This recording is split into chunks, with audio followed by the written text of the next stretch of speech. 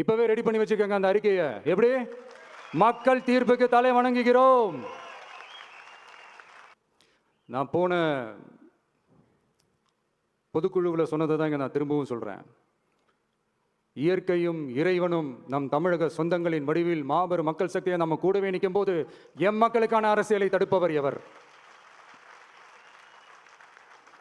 அதனால தோழர்களே, நமக்கு வந்திருக்கிற இந்த இடையூறு வெறும் டெம்பரவரி மட்டும்தான். எல்லாத்தையும் தகர்த்தெறிவோம், மக்களோட கை கோர்த்து நிற்போம், மக்களோட களத்தில் போய் நிற்போம். நம்ம பயணத்தில் தடம் மாறவே மாட்டோம். இப்பவும் சொல்றேன்,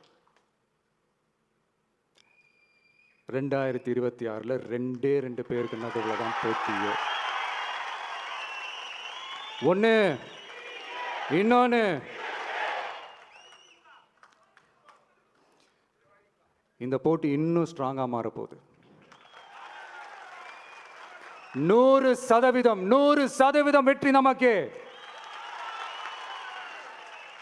வாகை சூடுவோம், வரலாறு படைப்போம், கான்பிடென்டா இருங்க, நல்லதே நடக்கும், வெற்றி நிச்சயம்.